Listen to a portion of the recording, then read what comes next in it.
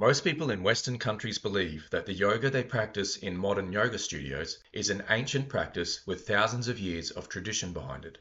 Some yoga teachers will even tell you that the sequences are sacred and should not be altered.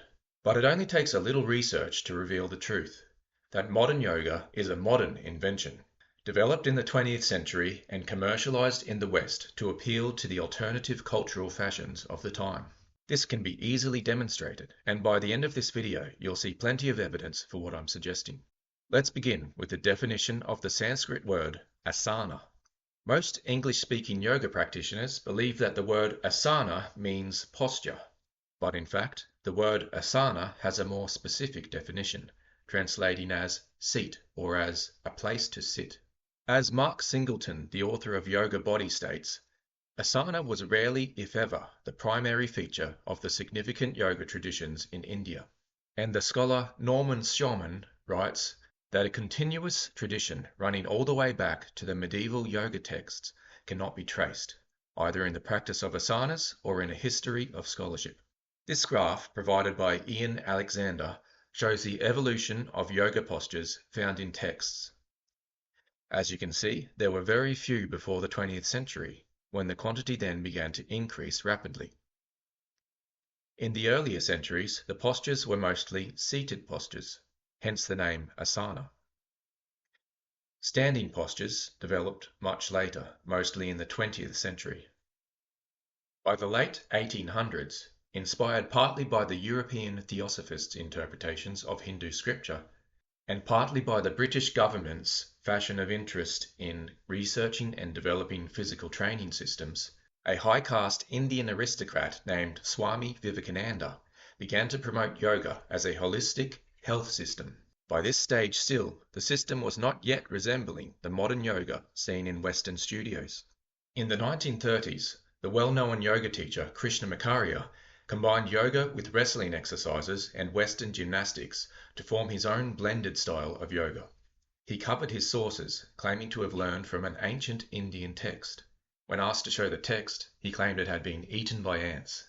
Krishnamurti had several very famous students who would become famous yoga teachers in Western countries, including B.K.S. Iyengar, Pattabhi Jois, and others. Iyengar was the teacher who brought the modern yoga to the West. In his book, Light on Yoga, many postures are shown. Many of these bear a striking resemblance to postures found in other physical training texts that were popular in the early 20th century.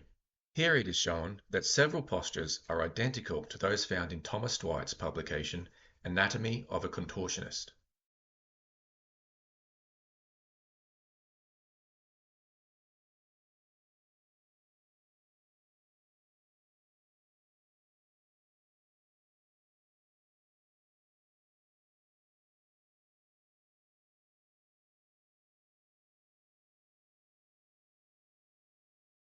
And here are images from Niels Buck's book on gymnastics, with striking similarities to modern yoga postures that will be recognized by those familiar with modern yoga.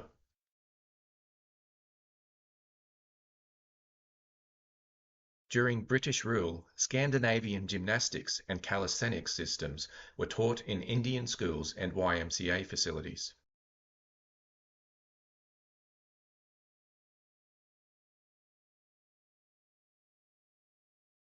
Pierre Henrik Ling's Swedish calisthenics were commonly taught, and Niels Buck's system was popular all around the world, including in the East. Other influences include Mary Bagot Stack's Building the Body Beautiful and Genevieve Stebbins' system of physical training. Even some of the breathing techniques used in yoga classes were copied from Western sources, with Genevieve Stebbins' system being plagiarized by the highly influential yoga teacher Sri Yogendra. Elliot Goldberg, the author of The Path of Modern Yoga, states, "What Yogendra wrote about relaxation in his main text, Yoga Asana Simplified, is purloined with a bit of fussy touching up from Stebbins, whom he also strategically quotes in support of his theories. Then in Hatha Yoga Simplified, Yogendra chose a more straightforward rhetorical strategy. He simply presented the supporting passage as if he had written it." In conclusion, the modern yoga, as taught in Western yoga studios, is not the ancient practice, but is instead an amalgamation of various physical training regimens combined with Hindu mythology to present it, falsely, as an ancient indigenous spiritual discipline.